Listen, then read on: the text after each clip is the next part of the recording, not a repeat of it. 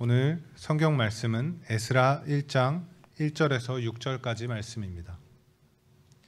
구약 성경 에스라 1장 1절에서 6절까지 말씀 제가 봉독하겠습니다.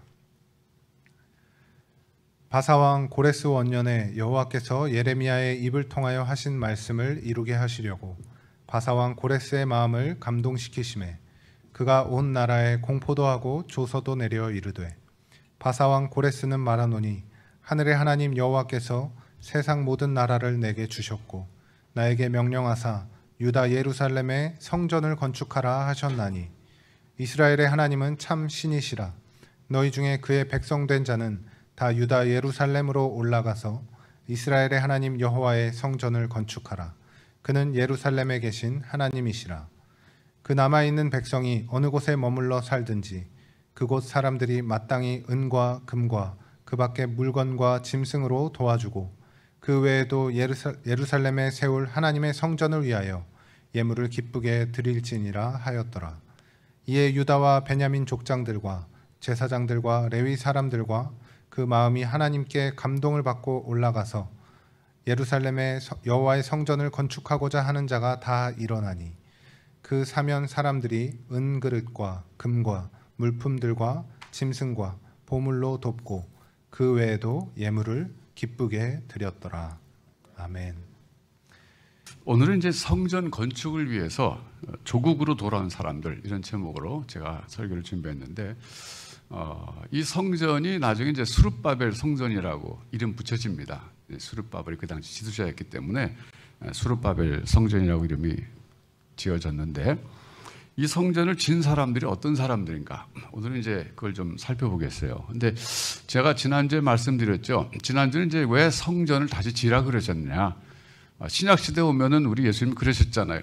예배 드릴 때가 오는데 그때는 뭐 여기서도 말고 예루살렘에서도 말고 또 사마리아에서도 말고 그저 신령과 진정으로 즉 성령과 진리로 예배 드릴 때가 온다.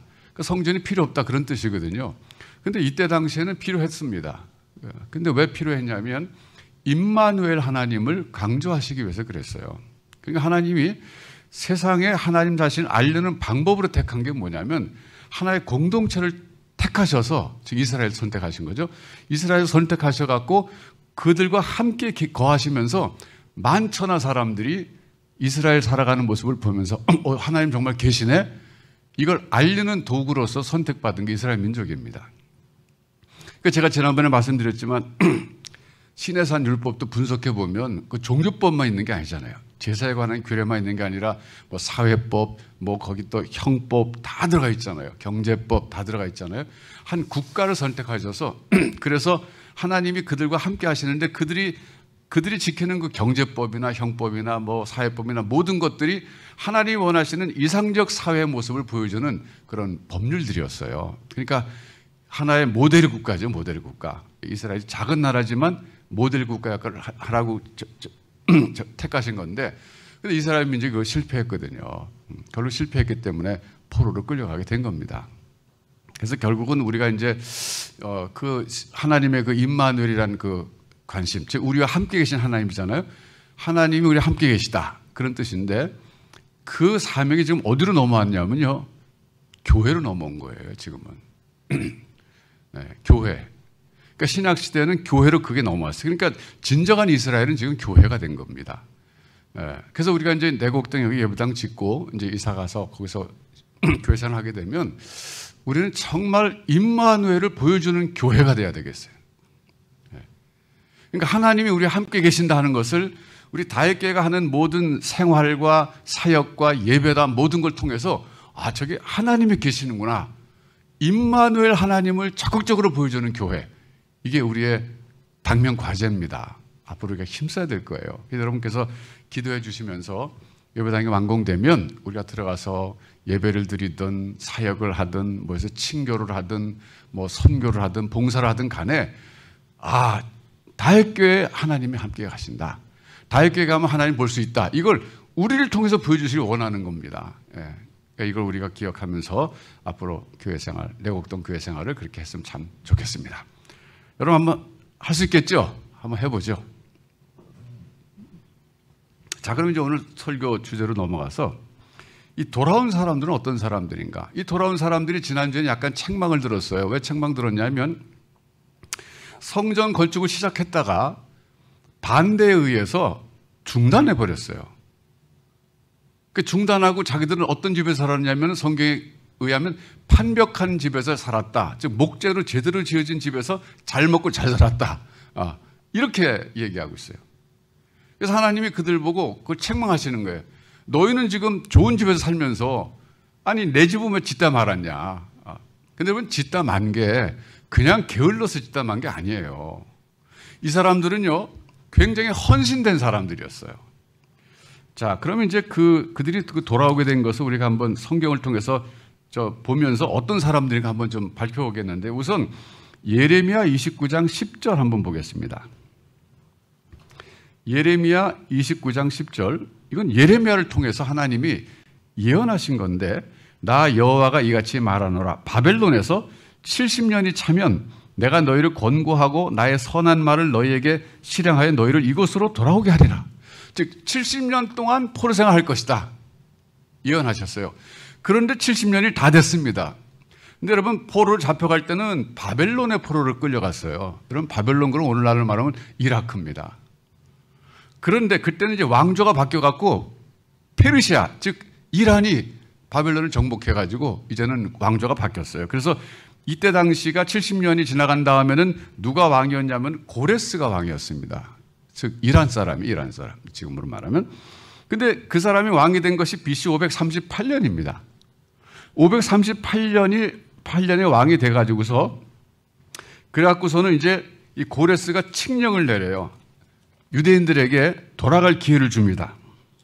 그래서 그들이 이제 돌아오게 되는데 그 돌아온 사람들의 숫자가 에스라 2장 64절부터 67절에 기록이 되어 있어요. 몇 명이 돌아왔는지 한번 거기 숫자가 정확하게 기록되어 있는데 일반인들이 42,360명, 노비가 7,337명, 노래하는 남녀가 200명. 이건 이제 레위인들입니다. 이런 사람들이 돌아왔는데 5만 명에서 103명이 모자란 숫자예요. 아주 정확하게 숫자까지 기록되어 있어요. 그리고 돌아가면서 고레스 왕이 뭐까지 줬냐면 성전에서 느부갓네살이 탈취했던 금그릇, 은그릇 5,400개까지 다 줬어요. 그 대단한 그 재물이거든요. 아낌없이 다 줬어요. 왜 줬는지 아세요? 여러분 그 바벨론의 마지막 왕이 누구냐면 그 벨사살 왕이거든요. 벨사살 왕. 근데 이 사람이 어떤 잘못했습니까? 성전에 쓰던 예루살렘 성전에서 하나님께 쓰던 기물들, 금그릇, 은그릇 갖다가 자기 잔치석상에 써버렸어요. 그때 유명한 사건이 나타나잖아요. 벽에 글씨가 나타나잖아요. 예. 제본이 얘는 안 되겠다. 얘는 이제 끝이다. 예. 그런 글자가 쓰여져 갖고 그때 벨사살 왕이 죽잖아요. 그러고 나서 왕조가 바뀌었거든요. 그래서 고레스 왕은 그 금그릇을 보기만 해도 무서운 거예요. 사실은 어떻게 보면. 그거 잘못 만졌다, 우리 나도 죽겠다 싶어서 그것까지 다 가져가라 이렇게 된 거죠. 그래서 그것까지 가지고 왔어요. 그래가지고 돌아와가지고 고레스 칙령이, 즉, 유대인들 이제 돌아가라. 그 칙령이 538년에 내려졌는데, 그러고 나서 이제 BC는 거꾸로 가니까 537년 4월에 돌아왔어요. 근데 그들을 인도한 지도자가 총독 수룹바벨과 대제사장 여호수아입니다. 물론 이 여호수아는 옛날 여호수아랑 틀리죠. 근데 이분들이 처음 돌아와가지고서 성전 건축을 곧바로 한 게 아니라 먼저 예물을 드렸어요, 하나님께. 왜? 성전 지려면 예물이 필요해요. 돈이 필요하잖아요, 재정이. 그 재정이 어느 정도로 들어왔나 이걸 말해주는 게 에스라 2장 68절과 69절입니다. 자, 한번 보세요. 오늘 이제 에스라를 좀 보게 되는데, 왜냐하면 학개와 에스라가 동시대 사람이거든요. 자, 여기 나왔죠? 어떤 족장들이 예루살렘에 있는, 자, 제가 이걸 좀 할게요. 여호와의 성전터에 이르러 하나님의 전을 그곳에 다시 건축하려고 예물을 기쁘게 드리되, 예물을 드렸어요. 힘 잘하는 대로 공사하는 금고에 드리니 금이 6만 1,000 다리기요, 은이 5,000만이요, 제사장의 옷이 100벌이었더라. 물론 이제 그때 당시에 그 화폐 단위가 지금은 좀 낯설지만은 엄청난 예물을 하나님께 드린 거예요. 왜? 성전 건축을 위해서. 한마디로 말하면요, 이 사람들은 결코 인색한 사람들이 아니었어요. 하나님의 전이 지금 막 짓다 말하는데 아이 저건 관심 없어 그냥 우리 편에 살자 이렇게 이기적인 사람들이 아니라 굉장히 헌신적으로 예물도 드린 사람들이었어요. 이 사람들이요 70년 동안 살던 그 자기가 그래도 포로로 끌려갔지만 살던 곳에 돌아온다고 하는 거 결코 쉬운 일이 아니었어요. 그리고 중요한 건 뭐냐면요 돌아온 사람들보다 돌아오지 않은 사람들이 더 많아요. 다 돌아온 거 아닙니다. 돌아오지 않고 계속 남아서 산 사람들이 숫자가 더 많아요. 그럼 고레스가 뭐라고 얘기했냐면 돌아가지 않을 사람들은 예물이라도 줘라 그랬어요. 예물이라도. 고레스가 굉장히 머리가 좋은 사람이었어요. 이 사람은 이제 종교 유화 정책을 쓸 줄 아는 사람이었어요. 그러니까 다른 민족을 정복해가지고서 잘 지배하려면 그 종족의 종교는 건드리지 말아라. 이걸 깨달은 사람이에요. 왜? 종교를 건드리면 목숨 걸고 싸우거든요. 대부분. 그래서 돌아온 사람들은 약 5만 명에서 지금 103명 모자란 숫자지만 남아있는 사람들은 훨씬 더 많았던 겁니다. 이 사람들은 왜 남았을까요? 살만하니까 남은 거예요. 거기. 이 돌아온 사람들은 상대적으로 예루살렘 그 성전을 건축하려고 하는 그 열정이 누구보다도 강한 사람들이었어요. 즉 신앙적으로 굉장히 헌신된 사람들이었어요. 그런데 왜 성전 건축이 중단됐냐면 사마리아 사람들이 짓지 못하게 했기 때문에 중단된 거였어요.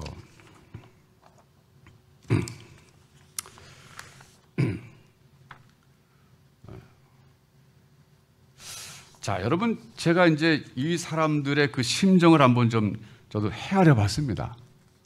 왜냐면 저도 돌아왔잖아요. 제가 설교 준비하다 보니까 맞아 나도 참 돌아온 사람이네 이런 생각이 들더라고요. 그래서 제가 돌아온다고 하는 게 이게 얼마나 힘든 건가 제 자신 한번 들여다봤어요. 그랬더니요 이거 쉬운 거 아니에요. 제가 이제 92년도에 미국 갔다가 돌아온 게 2007년이니까 한 15년, 16년 살았잖아요. 근데 이제 보통 미국 가서 이제 적응하는 사람들은 이제 그 사회학자들이 연구한 통계에 의하면 7년쯤 됐을 때가 잘 정착되는 해라고 봐요, 보통.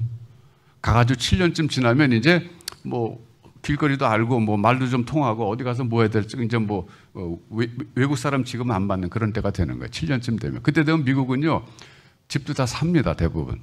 미국 좋은 나라는 그거예요. 돈 없이 가도 집을 살 수 있는 나라에 그런 나라 세상에 몇 개가 돼요. 예. 집을 사고 자동차도 뭐 보통 식구들도 하나씩 있고 집도 넓고 좋아요. 근데 그렇게 살고 있었는데 이 사람들 70년을 살았다는 거예요, 거기에. 그러면 아들, 손자, 며느리 다 퍼져나간 거예요. 그럼 다시 예루살렘 간다. 이거 보통 어려운 결정 아닙니다. 저 자신도 가만 보니까 야, 참 지금 제가 괜히 돌아왔다는 생각 한 번도 안 하지만 참 돌아오기 어려운 거 돌아왔구나 나도 그런 생각이 들더라고요. 왜 그런지 아세요? 제가 섬겼던 베델교회가 그 동부 지역에서는 굉장히 큰 교회였어요, 여러분.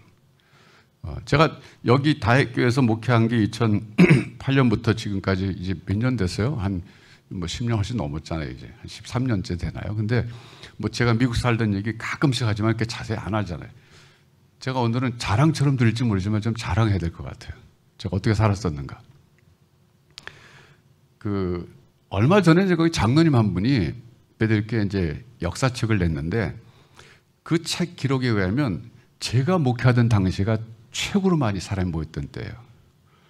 그러니까 베델교회 생기고 나서 그때가 모인 숫자가 2,600 몇 명이 모였대요, 예배가. 그럼 생각해 보세요. 그날 주일 안 온 사람도 있잖아요. 예, 이래저래. 보통 한 10%, 20% 빠지거든요, 주일날. 못 오거든요. 그러면 엄청나게 큰 숫자예요. 생각해 보세요. 지금 서울에도 2,600명 모이는 교회는 엄청 큰 교회인데 미국에서 어떤 분들은 그러더라고요. 거기다 공 하나 더 붙여야 되는데 서울에서 따지면. 그러면 26,000명 모이는 교회라는 거예요. 근데 그렇게 그 큰 교회다 보니까 어떤 일이 있냐면 투표 때가 되면 후보자들이 찾아와요. 상원의회 나가겠다는 사람도 찾아와요. 하원의회는 나가는 사람 찾아오고 주지사 나가는 사람 다 찾아와요. 그래서 스피치 3분만 하게 해달라 그래요. 네. 그럼 예배 시간에 이제 뭐 공화당, 민주당 차별 없이 딱 3분씩 하라 그래요. 어떤 사람 조금 더한 사람도 있었지만 어쨌든 생각해 보세요. 그 사람들이 뭐가 아쉬워 저 같은 사람이 찾아와서 3분만 얘기해달라 그러겠어요. 네. 제가 잘나서가 아니라 베들교회 담임 목사라는 위치 때문에 제가 말하자면 정치인들 만나자 그러면요 안 만나줄 수가 없는 거예요. 네. 한 번은 이제 워싱턴 포스트지에서 취재를 하러 나왔어요. 이제 기자가. 그래서 어떻게 나를 알고 왔냐 했더니 그 제가 베들교회는 그 하워드 카운티인데 거기 이제 카운티라고 그러거든요. 카운티에 영향력 끼치는 10명을 뽑았는데 제가 뽑혔다는 거예요. 그러면서 저희들 인터뷰하더라고요. 그래서 이제 장시간 인터뷰했는데 나중에 이제 기사가 났어요. 그래서 제가 이제 새벽기도 끝나고 아침 먹으러 가는 데가 이제 제가 팬케이크를 좋아하니까 대부분 이제 밥 에반스라는 곳에서 먹었어요. 저는 제가 밥 에반스인데 밥 존스라고 그래서 또 착각했었는데 밥 에반스라는 곳이 있는데 거기 갔는데 거기 가면 이제 그 캐시라고 하는 그 아줌마가 있었어요. 서버인데 너 신문에서 봤다 그러더라고요. 제 신문 난 걸 본 거죠. 그러니까 하워드 카운티를 그 해에 영향 있게 움직이는 10명 가운데 제가 들어간 거예요. 제가 똑똑해서가 아니에요. 제 포지션 때문에 그런 거예요. 그리고요. 사실 그때 저 사례 많이 받았어요. 다액 깨워갖고 저는 처음에 한 푼도 못 받았어요. 돈이 없으니까. 제가 어느 날 계산해 보니까 내가 지금까지 다액에서 받은 것보다 헌금한 게 좀 더 많은 것 같다. 이런 때가 있었어요. 그러니까 저도요, 돌아온다는 게 쉽지 않았어요. 왜 돌아왔느냐? 하나님께서 절대로 돌아가라고 그러셔서 전 돌아왔어요. 제가 미국에 유학 가면서요, 기도 제목을 갖고 갔는데, 알게 해달라는 거였어요. 알게 해달라. 첫 번째가 하나님을 더 알게 해주세요. 두 번째, 성경을 좀 더 알게 해주세요. 세 번째, 인간을 좀 더 알게 해주세요. 네 번째, 세상을 좀 더 알게 해주세요. 다섯 번째, 돌아와서 제가 조국을 위해서 해야 할 일이 뭔지 알게 해주세요. 제가 왜 마지막에는 엉뚱하게 조국을 위해서 할 일이 뭔지 알게 해달라 그랬는가. 그랬는데 제가 이제 시카고에서 목회하다가 베들교회로 청평에서 갈 때는 하나님 날들은 이제 미국에서 살라 그러시는가 보다 그러고 갔어요. 그런데 제가 2007년도 안식년을 가지면서 한국 나와서 가지면서 절반쯤 지났을 때 6월달쯤 됐을 때 이제 돌아와라는 음성이 자꾸 제게 들리는 거 하나님께서. 네가 그러지 않았냐 이거죠. 돌아와서 조국을 위해서 해야 할 일이 뭔지 가르쳐달라 그러지 않았느냐. 그래서 제가 고민하다가 하나님이 돌아오라고 그러시는 걸 확신하고 제가 살펴낸 거죠. 여러분 그 드레인이라는 단어 아시는 분 아실 거예요. 이게 그 두뇌 누수란 뜻으로 번역하거든요. 그러니까 미국에 유학 간 사람들 가운데 돌아오지 않은 사람들이 사실은 엄청나게 많아요. 요즘은 이제 많이 돌아오지만 옛날만 해도 거의 안 돌아왔어요. 그러니까 머리 좋은 사람들이 미국 유학 보내놨더니 거기 가서 잘 먹고 잘 살고 안 돌아온다 이거예요. 그러니까 국가적 손실이라는 거죠. 예. 그러니까 제가 그걸 알았어요. 그래서 나는 가서 반드시 돌아와야 되겠다 생각했었는데 하나님 인도 가운데 또 베들교회 목회하라고 해서 아마 돌아오지 말라 그러시는가 보다. 그리고 이제 거기서 살았죠. 근데 안식년 갔는데 이제 돌아와라. 예. 여러분 제가 아프면 말이죠. 제가 좀 기침은 이제 안 하잖아요. 좀 제가 이제 마스크 쓰는 덕분에 기침 안 하는 것 같은데 제가 기침하면요. 거기 이제 패밀리 닥터가 의사들한테 야단 맞아. 너 도대체 어떻게 했길래 이승훈 목사 기침하도록 내버려뒀냐 이거죠. 거기 의사가 굉장히 많았어요. 한 3, 40명 됐을 거예요 아마. 그러니까 뭐 제가 아프다 그러면 뭐 얼른 다들 걱정해 주고요. 심지어는 제가 먹고 싶은 거 있다 그러면요 금방 먹을 게 생겨요. 거의 없는 게 없었어요. 지금도 먹고 싶은 게 그 메릴랜드 그 게 크랩. 그거 진짜 너무 맛있어요. 먹고 싶은 것도 많아요. 저는 한국에서 먹고 싶은 거는 가끔 냉면 먹고 싶다. 게살 비빔밥 먹고 싶다. 뭐 이 정도인데 미국 그럼 먹고 싶은 거 많이 나와요. 저는. 지금도. 그거 포기하는 거 어려운 거예요, 여러분. 게다가 제가 돌아와서요. 소위 그 선교사들의 겪는 리엔트리 샥도 겪었어요. 그 리엔트리 샥은 뭐냐면 자기 살던 조국으로 돌아왔을 때 여기가 낯선 곳이 된 거예요. 그래서 그게 어려운 거예요. 어쨌든 제 자신을 돌아봐도 돌아오기가 참 쉽지 않았다 그런 생각이 들어요. 여러분 또 거기 또 얼마나 또 제가 좋아하는 게 많아요. 저는 햄버거 지금도 햄버거 먹고 싶어요. 예. 지금도 햄버거 하나 먹으면 참 좋겠어요.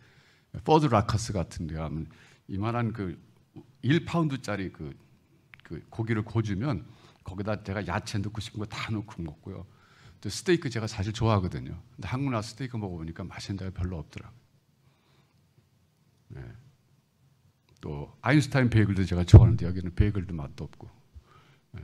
근데 저희 어머니가요, 저희 외할아버지가 그 일정 때 그 영변 있죠, 영변역 그 다음에 구장역이라고 있었대요. 그 역 앞에서 서양 베이커리 했던 할아버지예요, 저희 외할아버지가. 일본 사람한테 배워가지고. 그래가지고 저희 어머니 어렸을 때부터 빵을 그렇게 많이 먹었어요. 그러니까 자기가 빵 좋아하니까 우리가 가난한데도 빵을 어떻게 만들어서 우리 먹였거든요. 근데 저는 빵이 더 좋아요, 사실은 밥보다. 예. 그러니까 저는 미국이 딱 맞는 사람이에요, 어떻게 보면 모든 면에서. 근데 그런 거 다 뒤로 하고 하나님이 돌아가라 그러시니까 제가 아무 계산도 없이 돌아왔어요. 저같이 돌아온 사람도 없을 거야, 거의. 다 한국 가서 뭐 할 거 생각하고 나오는 거지 뭐 그냥 나온다는 게 있을 수 없어요. 그래서 제가 이 돌아온 사람들의 심정을 한번 생각해 봤어요. 아, 이 사람들 정말 대단한 사람들이었구나. 70년 동안 살았으니까 뭐 얼마나 거기 오래 산 거예요. 그러니까 완전히 정착할 때 정착했는데 하나님이 고레스를 통해서 돌아갈 기회를 주시니까 그냥 내버려두고 돌아간 거예요. 이거 정말 어려운 겁니다. 그러니까 이 사람들은요 굉장히 헌신된 사람들이라는 거예요. 오늘 강조점은 그거예요. 그리고 하나님께 순종한 사람들이라는 거예요. 오늘 본문에 나오지만 하나님의 감동을 받은 사람들이라 그런 뜻이에요. 하나님이 시키시는 일을 거절하지 않고 자기를 희생하면서 다 놓고 그냥 나온 사람들이라 그런 뜻입니다. 이런 사람들의 앞날이 잘 돼야 되지 않겠어요? 네. 그렇게 썩 잘 되진 않아요. 자, 그래서 이들이 돌아와 가지고서 이제 성전 그 터를 처음에 이제 닦았는데 사마리아 사람들의 반대가 일어납니다. 여러분, 사마리아 사람들은요, 이게 지금 순수한 유대인이 아니잖아요.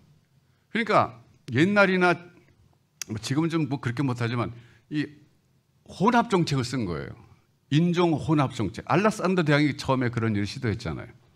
그러니까 다른 지역에 살고 있는 사람들을 바벨론이 여기 그 이스라엘 정복한 다음에 인구 이동을 시킨 겁니다. 그러니까 이제 막 거기 막 유대인이 아닌 사람들이 많이 살게 됐는데 이 사람들은 항상 신경 쓰는 게 뭐냐면 언젠가 유대인들이 저 성전을 또 만들 거다.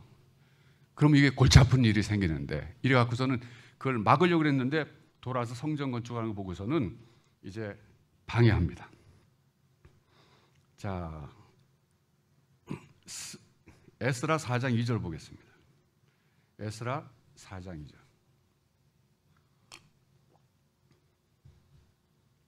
사마리아 지도자들이 나타나서 이렇게 얘기해요. 스룹바벨과 족장들에게 나와 이르되 우리로 너희와 함께 건축하게 하라. 우리도 너희같이 너희 하나님을 구하노라.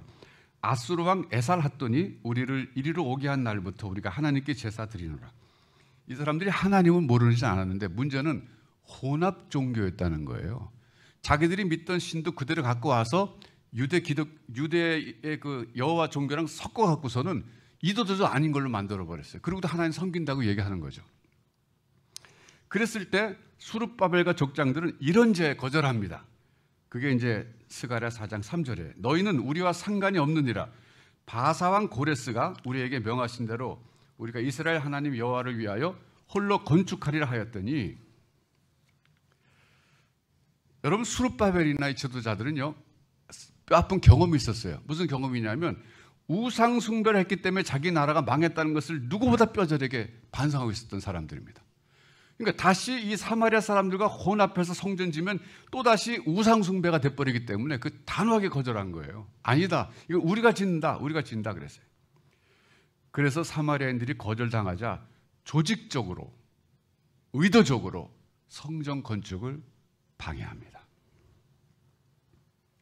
그래서 이제 뇌물을 써가면서까지 이걸 방해하는데 고레스 다음으로 왕이 된 사람이 아하수에로 왕인데 이 사람에게 공문서를 올렸어요. 사마리아 사람들 대신해서 자 에스라 4장 23절입니다.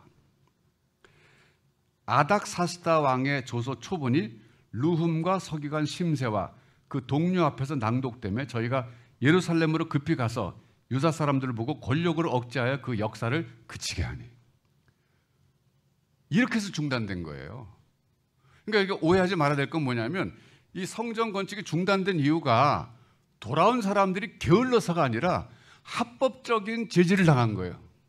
그 당시 권력에 의해서. 그래갖고서는 16년이 흘러간 거예요. 16년이.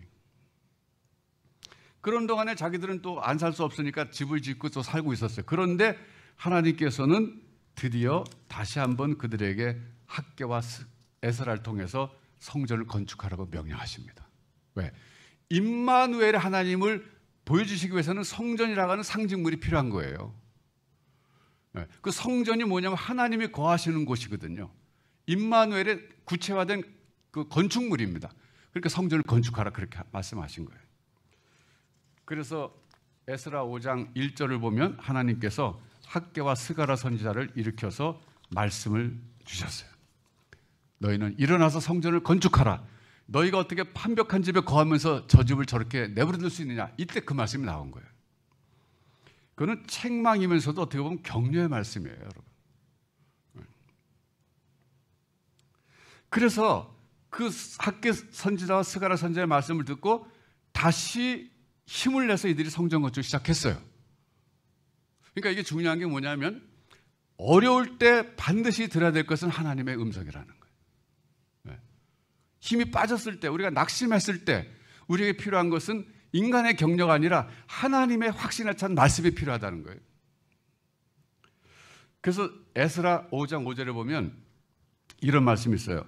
다시 성전을 건축하는데 하나님이 유다 장로들을 돌아보셨으므로 저희가 능히 역사를 피하게 못하고 이 일을 다 리오에게 고하고 그 답자가 오기를 기다렸더라. 근데 이때는요, 이미 다리오 왕이 뒤를 이어서 왕이 됐었어요. 네. 새로운 왕이 나타나는데 그 이름이 다리오라는 거예요.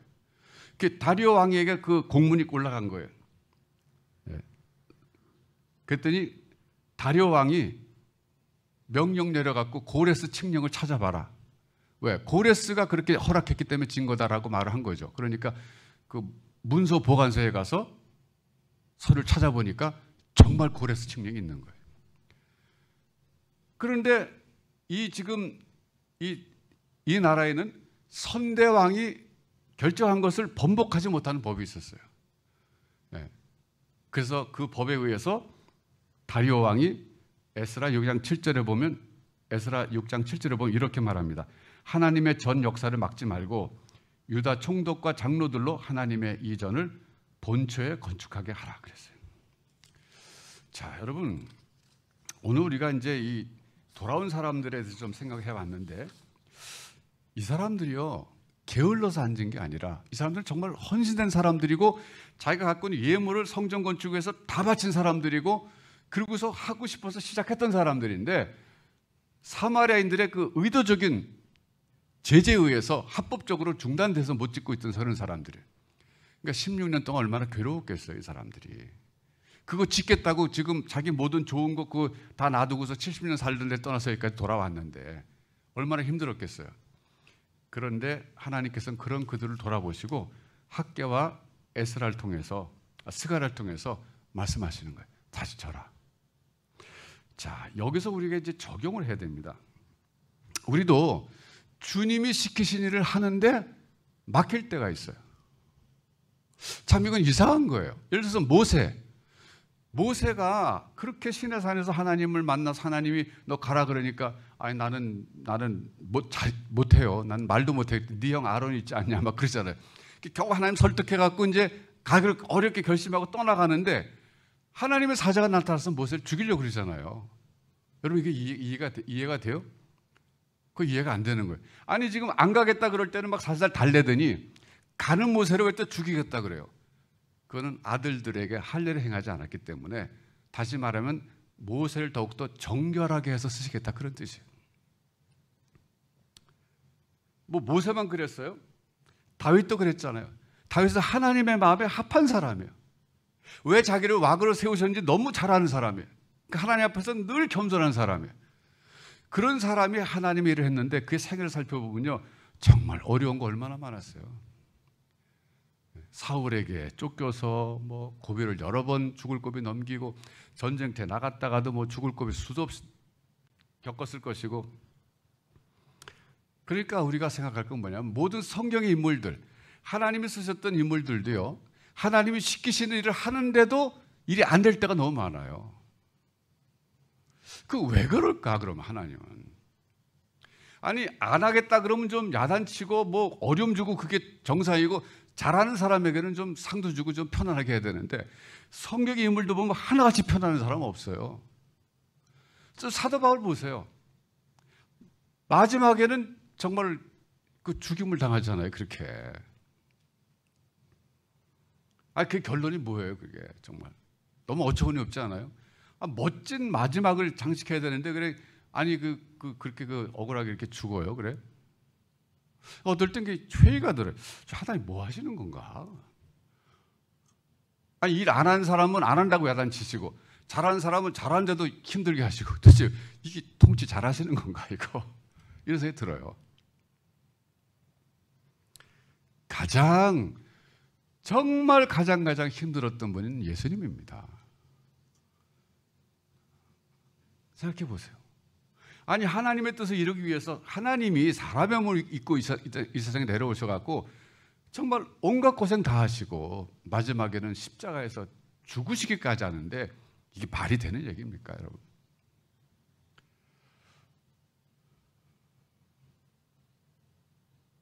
왜 그럴까요? 그건 세상에 아직까지 이 근본적인 죄라는 문제가 해결이 안 됐기 때문에 그런 거예요. 죄악 세상에서 하나님의 일을 할 때에는 반드시 반대에 부딪히게 돼 있어요.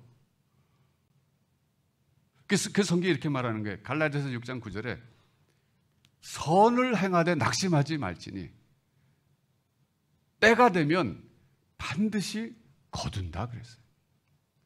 여러분, 우리가 하나님의 뜻대로 순종하다가 정말 경계해야 될 게 뭐냐면 이 낙심하는 거예요. 낙심하는 거.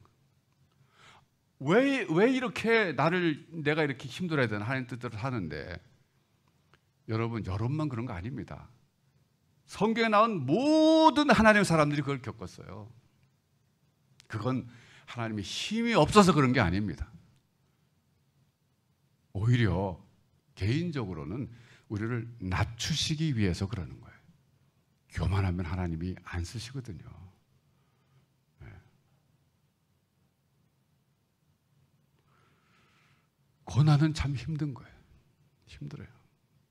내가 순종하기 때문에 받는 고난도 힘들고, 불순종했기 때문에 받는 고난도 힘들고, 고난은 힘든 거예요. 그런데 하나님은 그 고난을 통해서 하나님의 뜻을 이루시는 그런, 참 우리가 이해하기 어려운 그런 분이에요. 근데 결국은 선을 행하다 낙심하지 말라 이거예요. 하나님의 뜻을 순종하는 것은 선을 행하는 거예요, 여러분. 성경의 인물도 보세요. 한결같이 다 고난을 당합니다. 왜? 하나님 뜻대로 하는데도. 그런데 낙심하지 않으면, 때가 이르면 거둔다는 거예요. 저는 오늘 이제 에즈마야 우리 청년들이 나와서 찬양할 때 참 다 찬양도 좋았지만, 제가 한 사람 볼 때 너무 감사했어요. 오늘 비록 3사람밖에 못 왔지만 더 우리 같이 했는데, 오늘 못 왔어요, 몇 사람이. 그중에 우리 소리를 볼 때 너무 감사했어요. 소리가 아빠가 영국 사람이고 엄마가 한국 사람인데, 아빠는 돌아가셨어요. 그런데 소리가 한국말을 너무 잘해요. 전 그래서 소리가 한국말 하는 거 이렇게 들어보면, 쟤는 영어를 할 줄 아나? 그렇게 너무 한국말 잘해갖고 쟤 영어 못하지 않나? 이런 정도예요. 그래서 제가 물어봤어요. 어떻게 한국말 잘하냐 했더니, 엄마가 어려서 한국말로 하지 않으면 대답을 안 했대. 엄마가 참 대단한 분이죠. 그래서 한국말을 액센트가 하나도 없어요.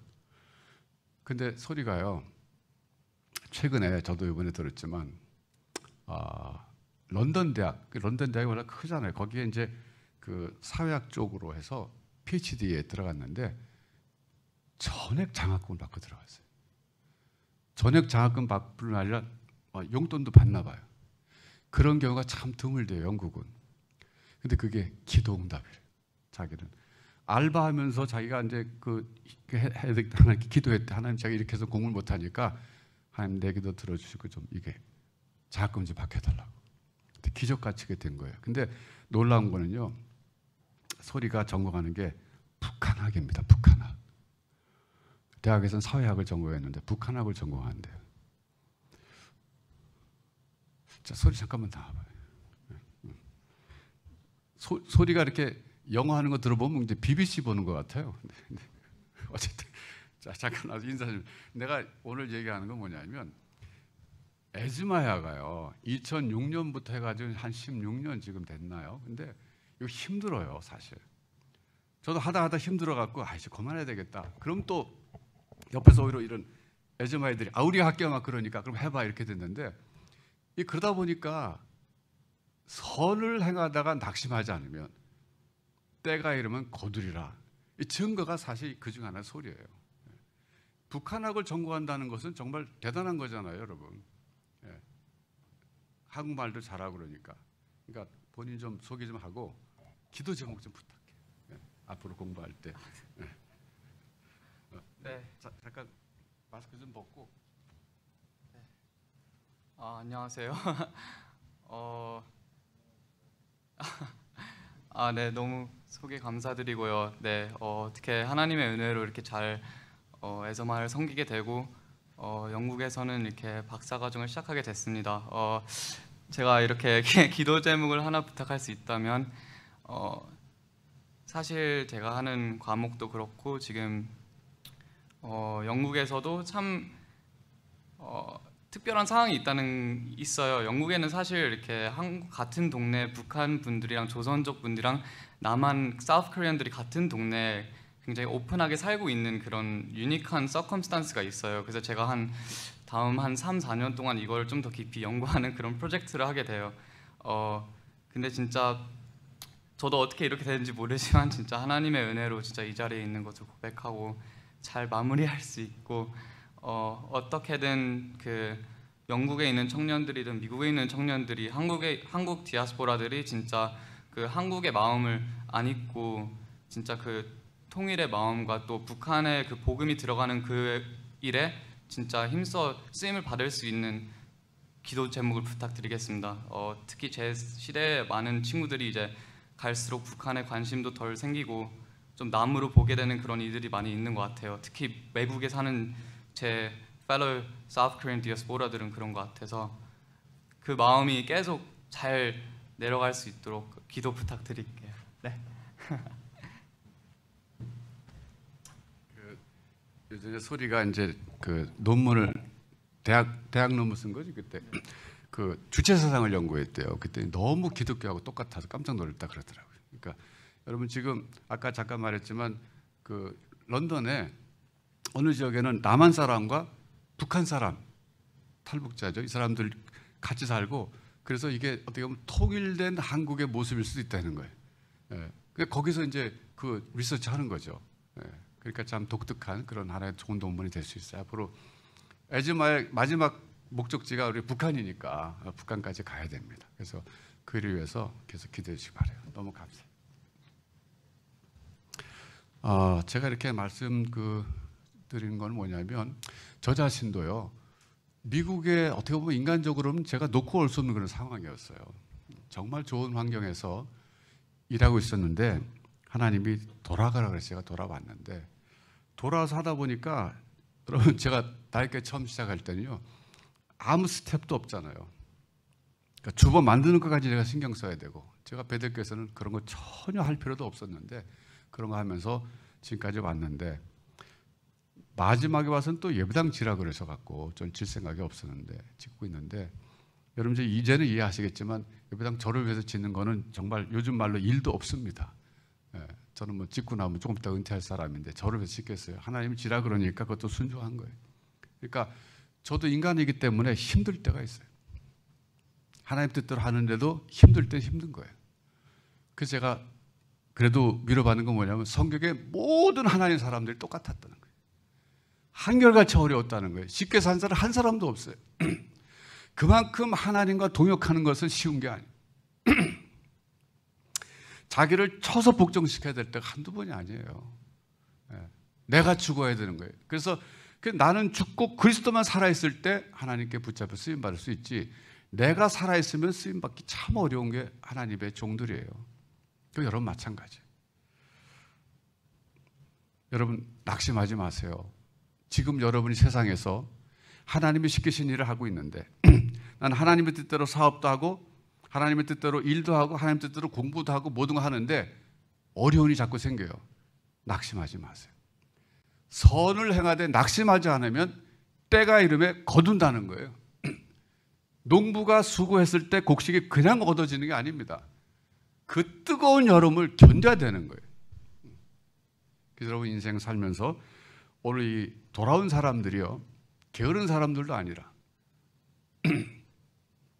편안함을 추구하는 건 그런 사람도 아닌데 자기들이 하나님께서 하라 그랬을 때 순종했는데 결국 어려움 때문에 중단했다가 다시 하나님의 음성을 듣고 힘을 낸 사람들이에요. 그러면서 또 하나 기억해야 될 건 뭐냐면 이 문제를 해결할 때 법적인 절차를 따랐다는 거예요. 하나님이 시키셔서 나 무조건 할 거야, 그게 아니라 당시의 법인 다리오 왕에게 법적으로 호소해서 법적인 보호를 받으면서 이 문제를 풀었다는 거예요. 그러니까 이것이 또 하나의 지혜입니다. 우리가 무슨 일을 하다가 문제가 생길 때 하나님 내게 확신 주셨다 그래서 무조건 하는 게 아니라 법적인 절차를 따라서 순서를 따라서 해나가다 보면 그게 해결된다, 그런 뜻이에요. 여러분 우리 이 말씀 통해서 여러분들 지금 하나님 뜻대로 순종하는데 왜 이렇게 일이 안 되나, 힘들다, 난 하나님 뜻대로 살려고 그러는데 왜 점점 더 어려워질까, 그렇게 생각하지 마세요. 그건 열매를 거두기 위한 뜨거운 여름 과정에 불과합니다. 참고 견디시면 하나님이 반드시 열매를 거두도록 하실 겁니다. 기도하겠습니다.